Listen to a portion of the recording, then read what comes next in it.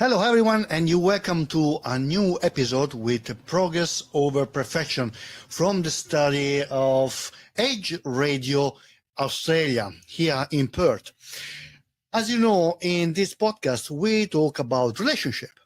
But relationship is not only about a romantic relationship, but sometimes it's about relationship with us and relationship with our friends and with relationship with our co-worker. So this is why I invited today James Bryden. Yes. James Bryden is a productivity coach. So first, you're welcome, James. Thank you. How Pleasure are to you? be here. Very well, thank you. What is a productivity coach? Well, it's a name I don't particularly like, to be honest. I've had it for about 12 years, but going through the process of changing it is a bit problematic, and I just prefer to stay the way I am with that. But fundamentally, I would call myself more a mentor than a coach. Okay, so a productivity coach is someone to help business people to be more productive. Yes, that's the end result. Okay. But at the end of the day, it's about relationships. It really is. I predominantly work with teams that are dysfunctional. So, in any team, I've been involved in sporting teams for many years. Yeah. And there's always some people who like to dominate, other people like to bitch and moan and complain, and there's backbiting and there's jealousy and all those sorts of things come into play. So my aim is to help not only the team work better together, but also to help the managers who manage their teams to communicate better and so that we get everyone on the same page. So you actually help teams in company to be more productive, to be happy together, to work together, to understand each other. That's correct? Yeah. Well, people who enjoy their work tend to do better. Yeah, this is why I find affinity with what you do, with what I do. So at the end of the day, a big team in a corporate work together towards some goals is like a family.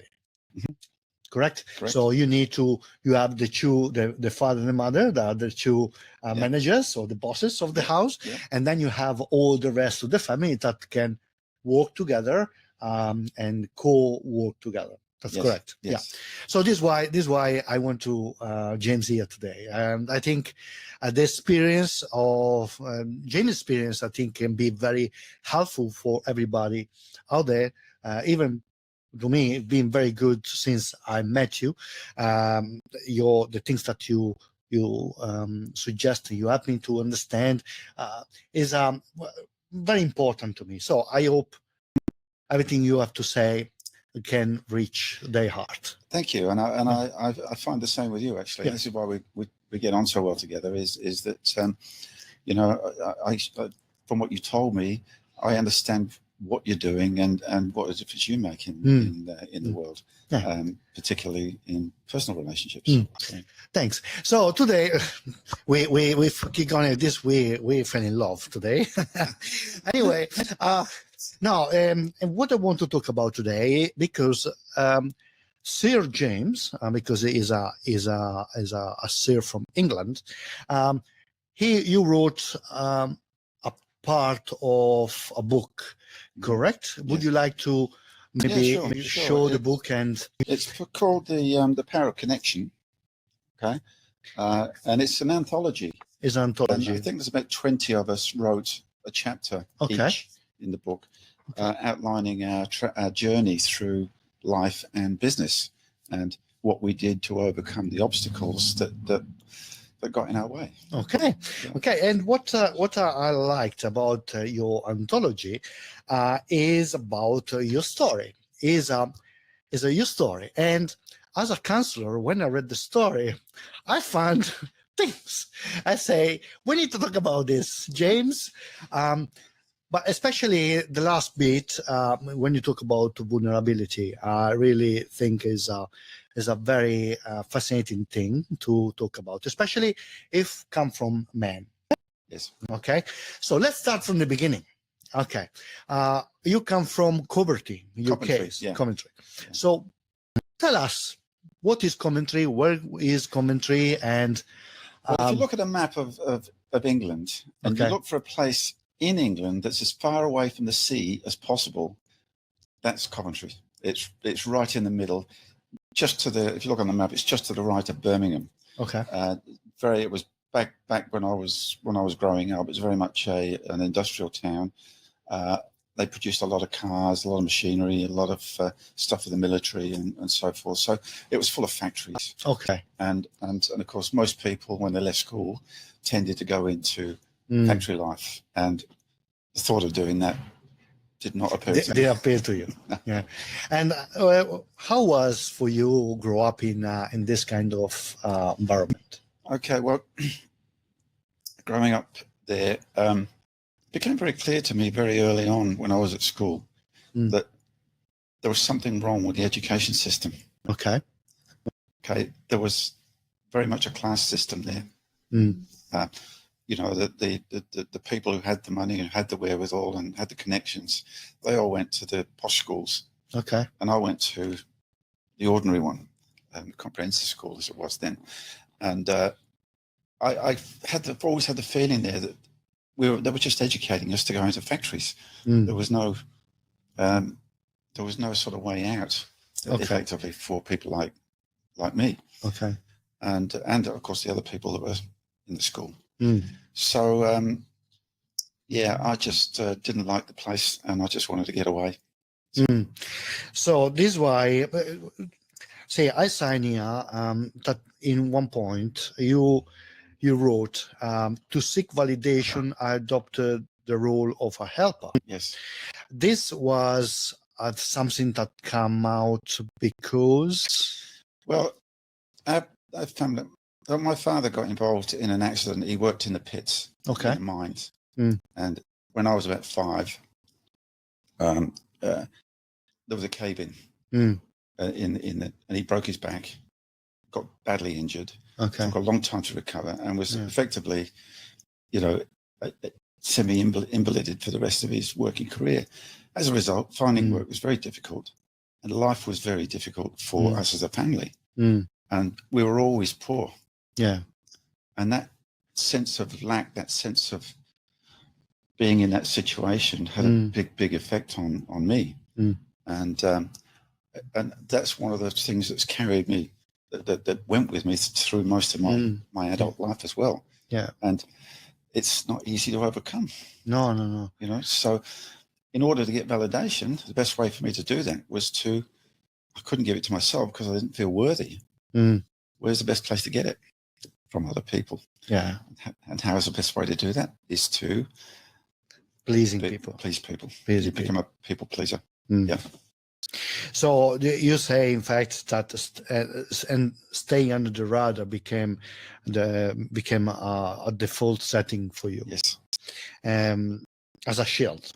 Yeah. Yeah. Do you think this went along for a long time in your life? Oh yeah. Yeah, definitely. Yeah, it's one of the reasons I wanted to get away. Okay. I don't want to get out of that environment. You know, first I went off and I worked for a very short time in a factory. I couldn't handle that, so I went and joined the forces. Yeah. Realised that was just another aspect of the class system I talked about, officers and enlisted men. And then I decided, no, I was young enough at the time to be able to get out, so I left that. I didn't want to be a pawn in somebody else's game. Okay. Yeah. Some people will recognise that. I would have been sent to Northern Ireland because the Troubles were on at the time. I thought, no, sorry, I'm not doing it. Northern Ireland to do what? Well, because the IRA were big at that time. Yeah. And there was a lot of bombings, a lot of shootings, a lot of killings in Northern Ireland. And it was a fight that really I didn't feel... You didn't want to... I didn't feel that fair enough. That it was something I should be involved in. Yeah. And as it happened, I married an Irish girl. So. Oh, yeah. You married an Irish girl. I did, yeah. This is another interesting topic. Maybe one day we can talk about the Irish problem at the time. Yeah. But what you've done to get out from this? So you said that you went to the Royal Marines, correct? Yeah. How was the timing there? Look, I don't regret doing it. I mean, I was Okay. fit as I've ever been in my life. Yeah. And, you know, it was great in the sense that they taught me how to wash myself, how to iron clothes, Yeah. wash and iron my gear, how to be independent. Yeah. You know, and all the ironing and all of that sort of stuff was great. And how to hold myself up properly, how to shoot people, how to fire a gun, how to do all of those sorts of things, how to kill people. How to kill people. It's not that at all. It's not something, of course, I've got to put into practice, nor would I want to. But from the practical perspective, and I also, as I said, I became very, very fit. And it's true that, I mean, many times the army become as well your family. This was actually the Royal Marines, the Navy. Yeah. But it's the army of the Navy, if you like. The Navy, yes. Yeah. So sorry for my confusion. Okay. In fact, you said at one point you moved to Australia, and then you wrote this. I think was very funny. As surprising, jobs require those specific skills, so killing people, or a football skill. You couldn't find many jobs down here, correct? None. Not that I was looking for one, of course. So, but yeah. At one point, you talk about setting a realistic expectation. Yes. Okay.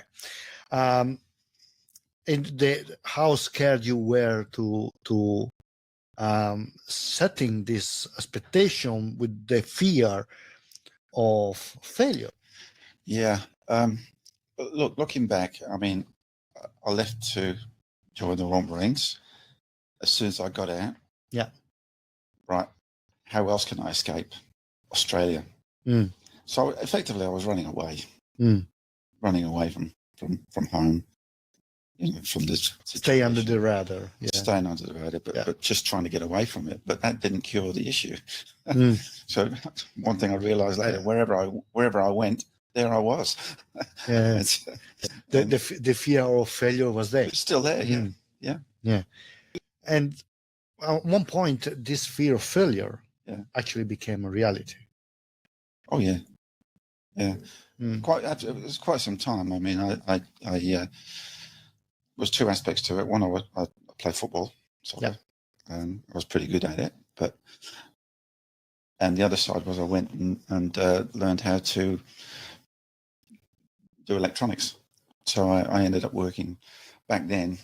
Colour TV came out around 1975, and I learned how to fix them, and so I got involved in that for many years. Would you talk about the bankruptcy that you went through? Yeah. Difficult time. I worked for a company fixing TVs. Then I had my own business. Yeah. And then we moved to Western Australia, to here. And I made a big mistake and bought another company that I should never have gone anywhere near.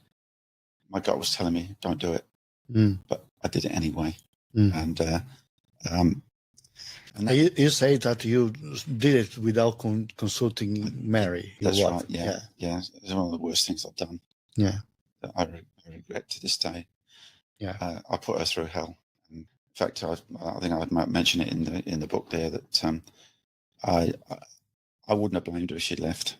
In fact, I'm surprised she didn't. You know, because it was all my own doing. Of course, I beat myself up for that. You know, and what did you learn from that? First, what happened in that period? What was the wrong mistake, the wrong choice, and what happened in these choices? You mean in buying this new business? Yes. What happened there? Because you explain here pretty well. Well, I had 10 employees. Yeah. Okay, and I didn't know how to, couldn't manage them properly. I had no real business experience of running a team like that. Yeah. At least in the business context. I've done it many times with sporting teams, but not in a business context. So I was very naive, and didn't pay attention to the numbers, didn't know how to market myself properly, and still don't, by the way. But it's a learning curve. Everybody have this problem. yeah, well, I solved that another way. But you know, it came to bite me on the backside. And the thing about going bust is it doesn't just suddenly happen. It happens slowly over time, so imperceptibly slowly. Then one day you wake up and it's gone. It's gone. Yeah. You know, and that was very difficult. Very difficult. Devastating, in fact. Yeah. The things are I want to point out in your script. I think is very interesting script. I think is one of the story that you read it and make you understand what's going on and the timing and these things. But what I like, what I want to point out here, because you say that you at one point you sold this electronic business, okay, and you say that you at one point, aside from electronics and zero skill or qualification and no plan, you went to buy another electronic business. Now I want to point out this. This is why where I find some discrepancy here. So you say that you didn't have any skill.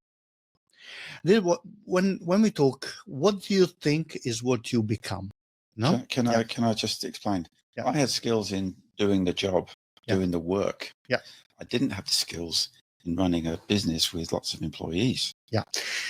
Yes, but for me, I'm a reader. I read this, okay? You say that you don't have any skills, okay? Have a vague idea about working with people aside from electronics. So you have skills. Yes. Okay? You have skills because you have the skills in military. You learn some skills that is taking care of yourself, be present, be good worker, be ambitious, correct? Football, that then became something very important for you later on. Yes. Because I really believe that everything happened for a reason, okay? And we see what is the reason about that. And you actually work in electronics. No? So you had the skill to do the job. To do the job, yeah. To do the job. To do the work of the business. Yes, the work of the business. Yes. So this is why when I read this, from my point, okay, I'm a critic and say, okay, there is this ambiguity here, okay. No, you have the skills, okay.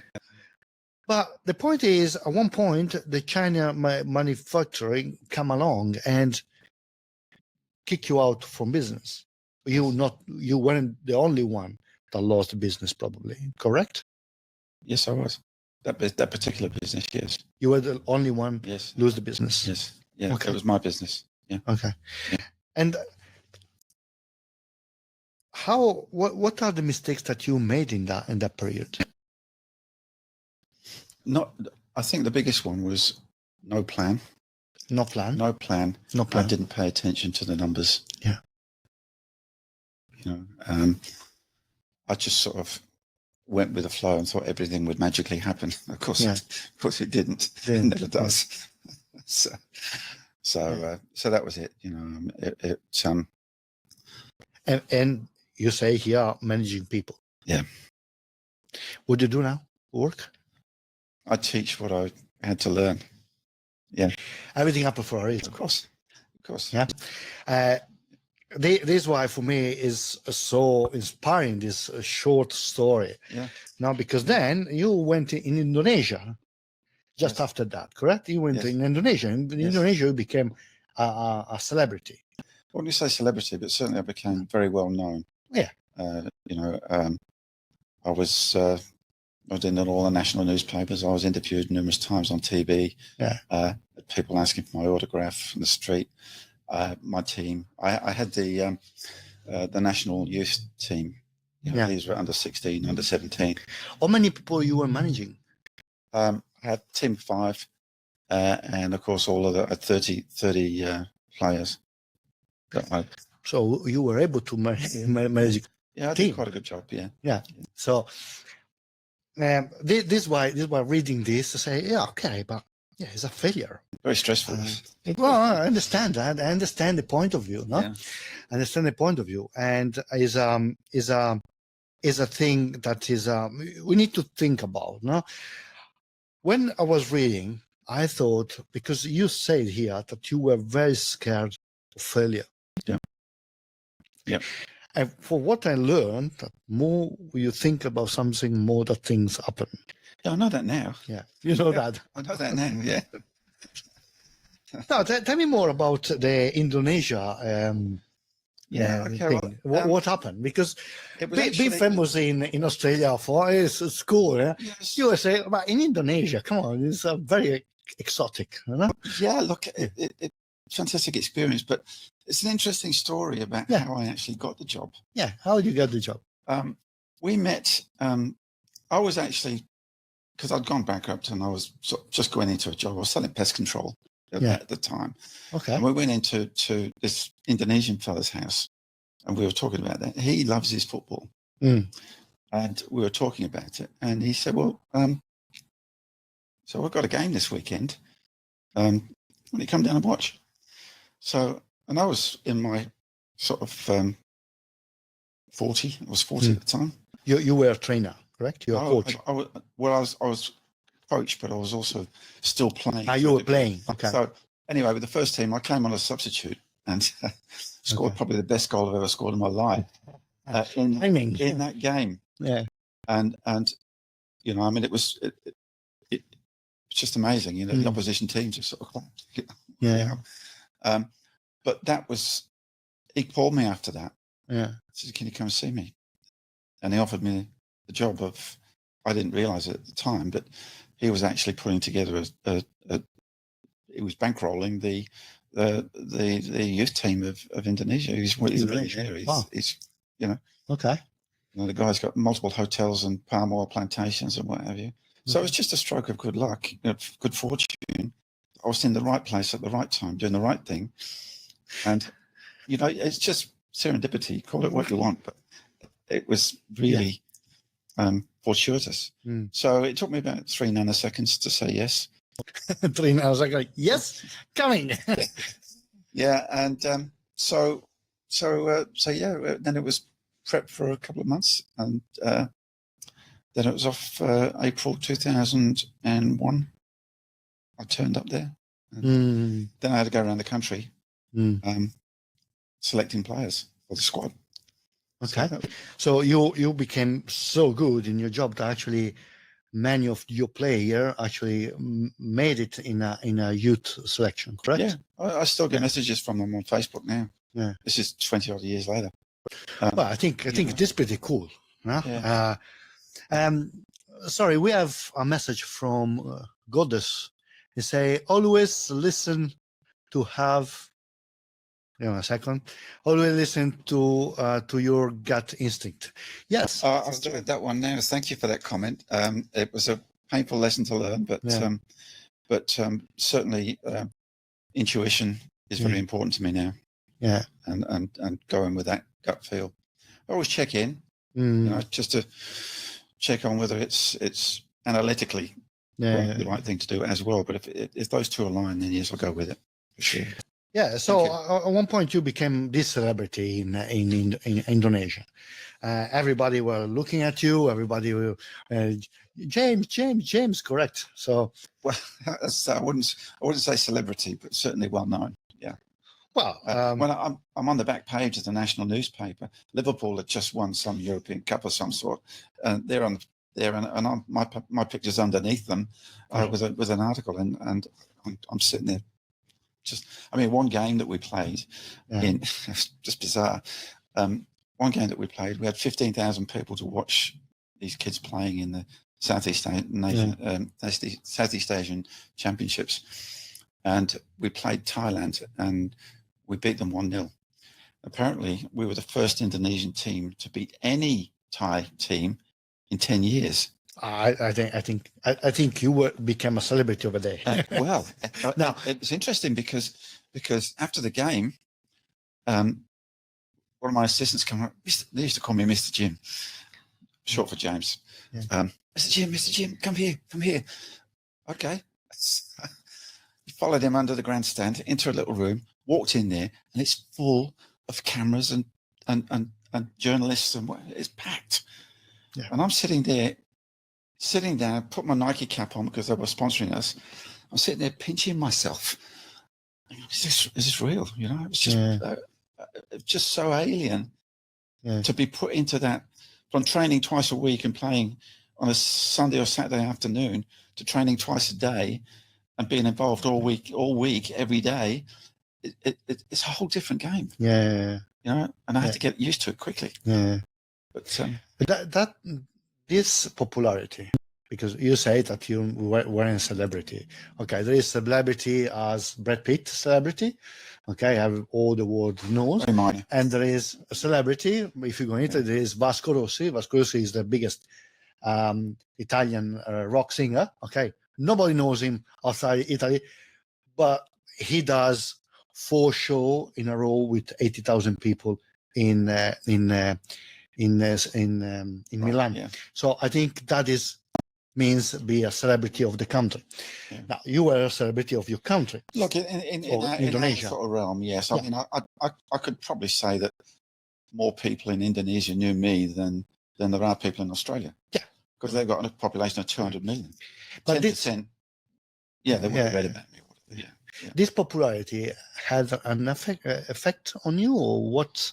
Yeah, raised expectations. Yeah, you know, because what happened with the young boy that want to stay under the radar and be? I'm still there. I found it difficult. That's why that was so stressful. Yeah, that really got to me. And to be honest, I sort of drank too much alcohol at the time as well, just to numb myself a bit from it, because I really had trouble with it. Do you think being that level of celebrity was a good thing for you, or? Yes. Yeah. In what way? Well, the thing is, I found that over time, it's really important is that challenges in life, if you want to grow, are necessary. Absolutely necessary.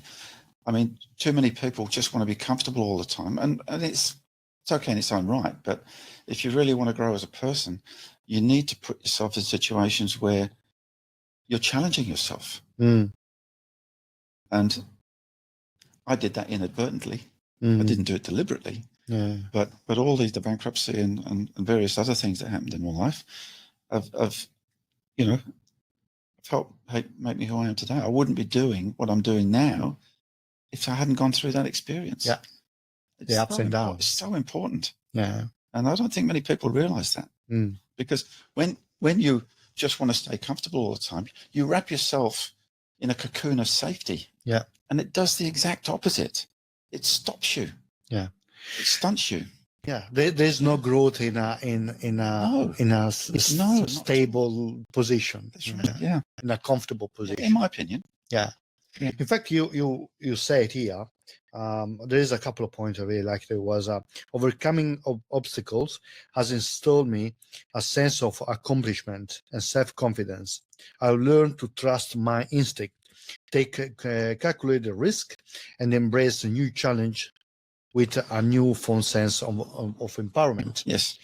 So actually, go through all this situation from your early childhood with a very tough environment, and then the Navy, and then move here, 18 years old, alone, on my own, on your own, not knowing everything, no one, and then go through bankruptcy, and then become a celebrity in your country. Bizarre, isn't it? It's bizarre. Yeah. But this is what make me mad is you went, make me think, wow, no, life is wonderful, because You went through bankruptcy. Yeah. Yeah. But actually, now you teach people do not go through bankruptcy or don't get there. Well, yeah. And without that, probably you wouldn't able to do it. You don't have to, you know. Yeah. People have different challenges in their life. I've just got to choose which ones am I going to take on. Yeah. Which is really important. Yeah. Um, Yeah. Yeah, you wrote here, learning and growth are interviewed with challenges, like two sides of the same coin. Yeah. Yeah. Yeah. Yeah, I think is a great way to describe personal development, and this is what happened in relationship as well. No, in relationship, without a challenge in relationship, you don't grow in relationship. That's right. This is why I want to you here, because people go through obstacles in the relationship. They go through moments that sometimes you want to just give up, say whatever, you know, and instead, if you hold on and you go through the challenge, maybe you can learn and thrive in your relationship. Yes. Or maybe you can learn that, this have to end, but you can learn and understand it yourself. Adjust your behavior, you know. So after the bankruptcy, I made a promise to my wife.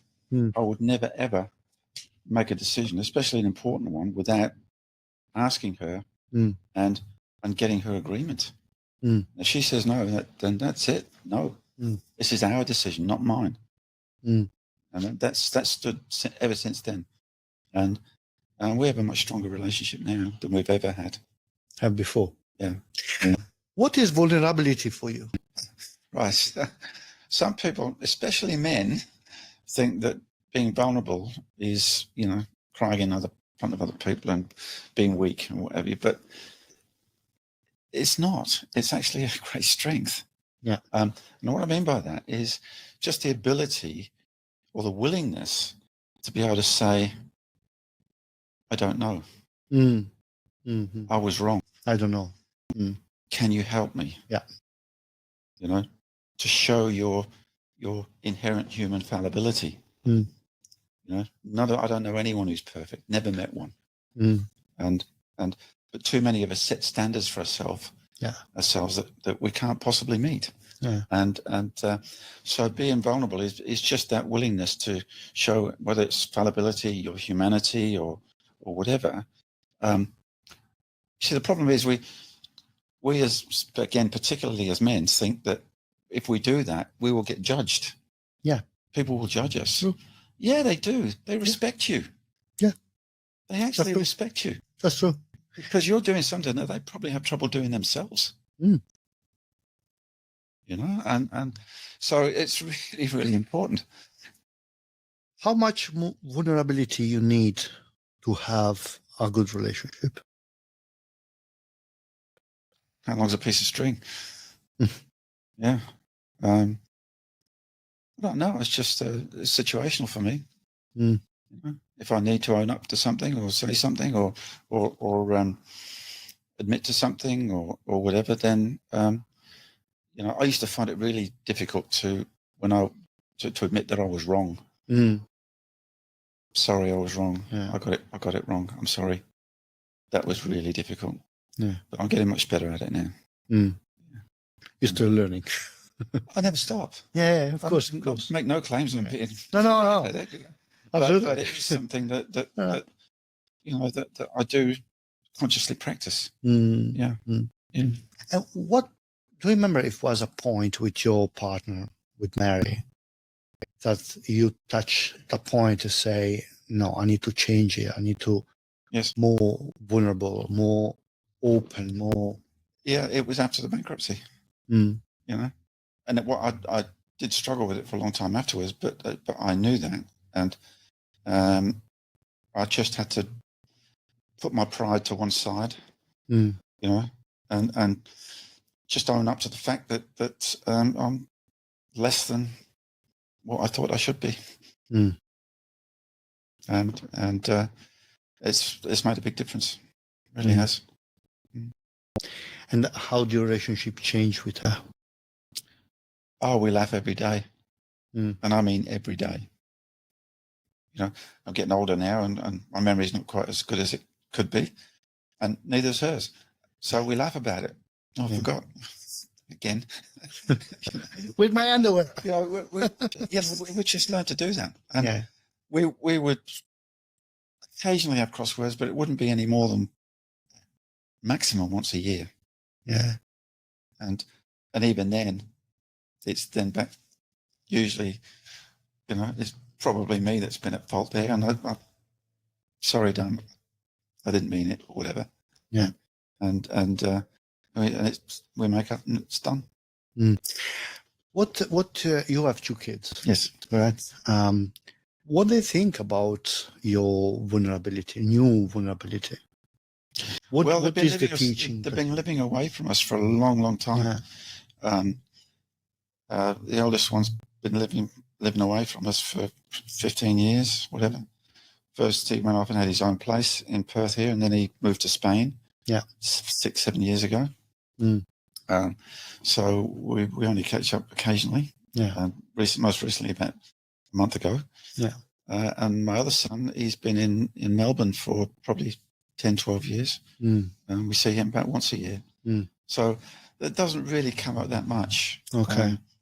But I probably spend more time listening. Yeah. What if you could? I know that you don't like to give advice, and I want to call in a different way. What do you think?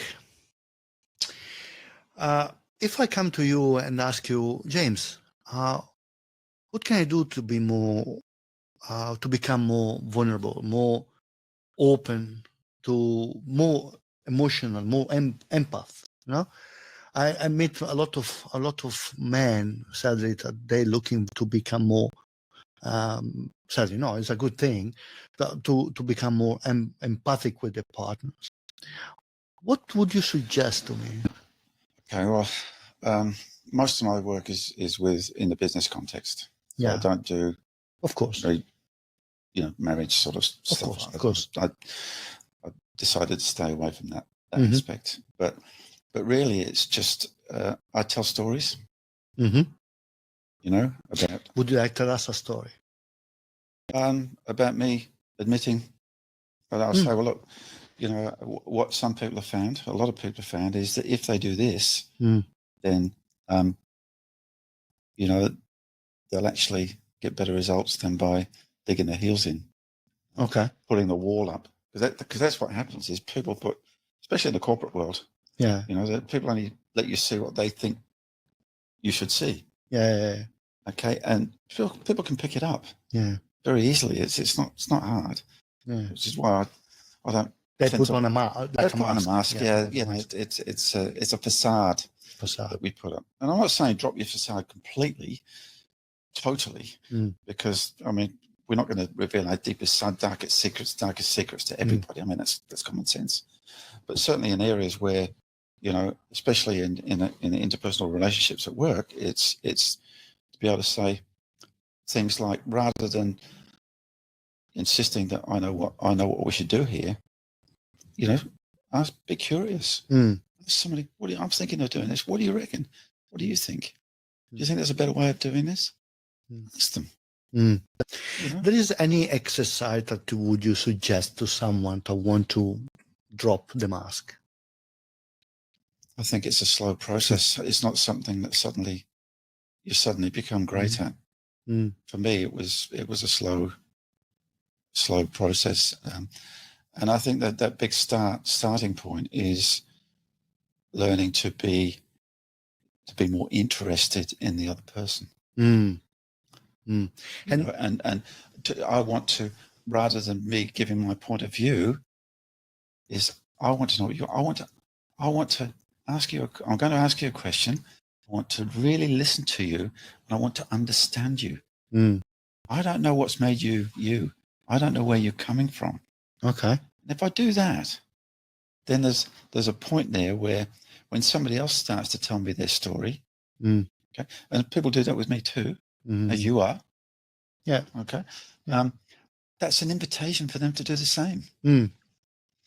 I'm opening the door for that to happen. So be curious. Be Yeah. curious. Yeah. And what comes with that? Okay, so I'm becoming very curious when I'm really listening and, and understanding where you're coming from. What happens there is that in that vulnerability and that curiosity, humility arises. Mm. You become more humble. Yeah. Because now I'm starting to realize that there's a whole world, a whole universe I've got no idea about. Yeah. I mean, I don't know your history, and the chances are you don't know your full history either. I certainly don't know mine at all. Yeah. Well, not at all, but the stuff I told you. But all of the little stuff that's made me who I am, most of it I think is unconscious. Mm.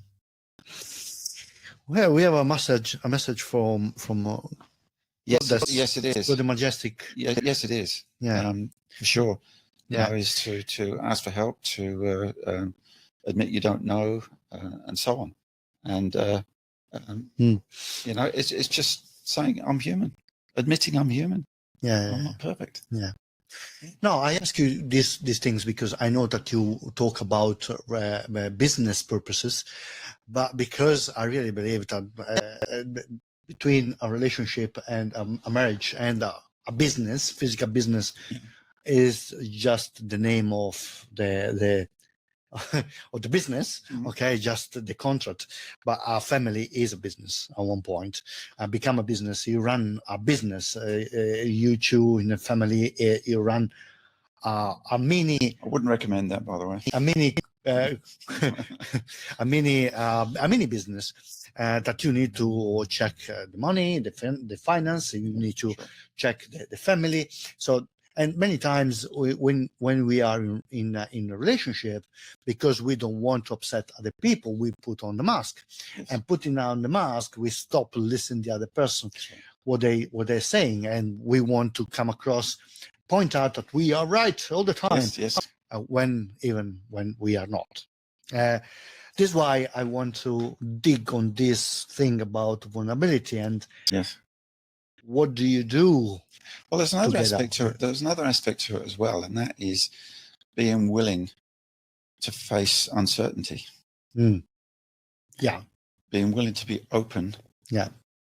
To finding out. Yeah. What works and what doesn't. Yeah. Okay. To try things. Yeah. To give it a go.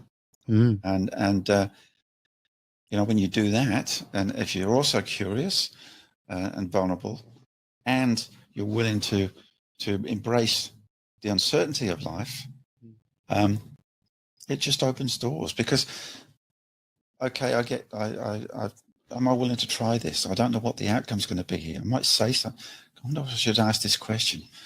I don't know what the answer will be unless I ask it. Yeah. Okay.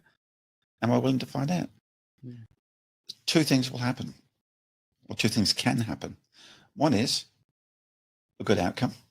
In which case you can pat yourself on the back, say, yeah, great. What's the other thing that can happen? Probably nothing. You learn. Yeah. Two outcomes.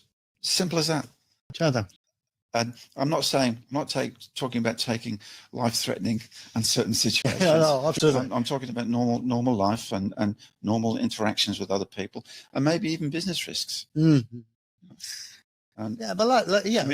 I came to Australia, when I went and joined the Marines, I didn't know what was going to happen.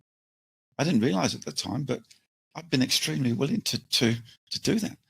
Go to Indonesia without knowing the language, and so forth. I absolutely agree with you.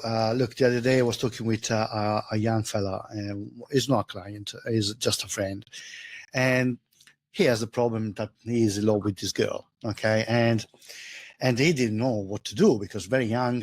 Man, I don't know if maybe she can reject me. And we have a long conversation about what could happen, and as you say, I ask him what could happen if you keep going like this. You're going to let her decide for you, because she's going to decide if she wants you or maybe she look for something. Take the risk, take the risk, take the bull from the horn, no? And take the risk. Find out. Yeah. If it's good, it's good. If it's not good, it's not good. Find someone else. And you know what? No problem. You cry a little bit for the next 20 minutes and then find someone else. Yeah. You're young. So You can't actually die of embarrassment. yes, You can't. you cannot die. I know that from personal experience. I had trouble with girls in my early. I was so embarrassed, you know. It was even meeting my wife, you know. That was tough. Yeah, no. And you know, I'm really glad, you know, she persevered, and it was great. But I there's no way I'd go and ask a girl out. I was too embarrassed. That's true. That's true.